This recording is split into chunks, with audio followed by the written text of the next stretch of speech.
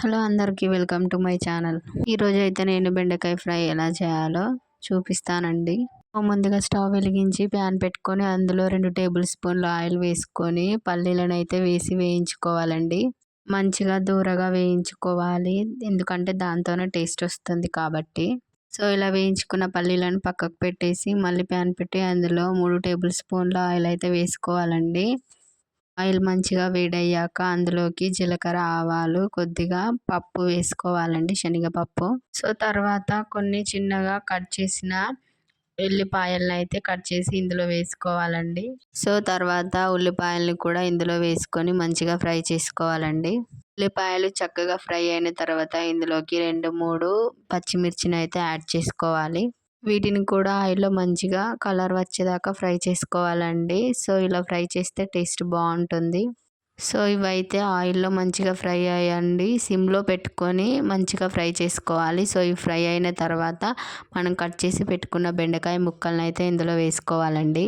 కలిపి మంచిగా ఫ్రై చేసుకోవాలండి. వీటిని కూడా మూత అనేది పెట్టుకోకుండానే ఫ్రై చేసుకోవాలి.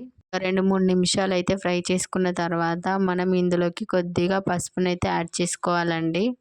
సో యాడ్ చేసుకున్న తర్వాత మనం దీన్ని ఒకసారి కలిపి మళ్ళీ 2-3 నిమిషాలు అయితే మంచిగా ఫ్రై చేసుకోవాలండి. సో 2-3 నిమిషాలు ఫ్రై అయిన తర్వాత ఇందులోకి మన రుచికి సరిపడా కారం, ఉప్పు వేసి మంచిగా కలుపుకోవాలండి. సో దీన్ని కూడా ఒక 2-3 నిమిషాలు అయితే ఫ్రై చేసుకొని మనం పక్కకు పెట్టుకున్న పల్లీలను అయితే ఇందులోకి వేసుకొని ఒకసారి అయితే కలుపుకోవాలండి. సో మంచిగా కలుపుకొని మంచిగా ఫ్రై చేసుకోవాలండి. 2-3 నిమిషాలు అయితే మంచిగా ఫ్రై అయిన తర్వాత ఇందులోకి 1 టేబుల్ స్పూన్ ధనియాల పౌడరు, కొద్దిగా జీరా పౌడర్ అయితే వేసుకోవాలండి. సో ఇలా వేసుకోవడం ద్వారానైతే ఫ్రై మంచి టేస్ట్ వస్తుందండి, చాలా బాగుంటుంది. ఒకసారి అయితే మంచిగా కలుపుకోవాలండి. కలుపుకున్న తర్వాత మనం ఇందులోకి కొద్దిగా కొబ్బరి పొడిని అయితే యాడ్ చేసుకోవాలండి. కొబ్బరి పొడి అనేది చాలా ఇంపార్టెంట్ ఈ ఫ్రైలో. సో ఇందులోకి కొబ్బరి పొడి వేయడం ద్వారా బెండకాయ ఫ్రై ఇంకా సూపర్గా టేస్ట్ ఉంటుందండి, చాలా బాగుంటుంది. సో ఇలా కొద్దిసేపు ఫ్రై చేసుకున్న తర్వాత ఇందులోకి కొత్తిమీర అయితే వేసుకోవాలండి. వేసుకున్నాక ఒక 2-3 నిమిషాలు ఫ్రై చేసుకొని దించేసుకోవాలండి. ఇంతే అండి, సింపుల్ అండ్ టేస్టీగా బాగుంటుంది. రైస్లోకి, రోటీలోకైనా బాగుంటుంది. మీకు ఎలా అనిపించిందో మీరు కూడా ఒకసారి ట్రై అయితే చేయండి. Please subscribe my channel, like and share.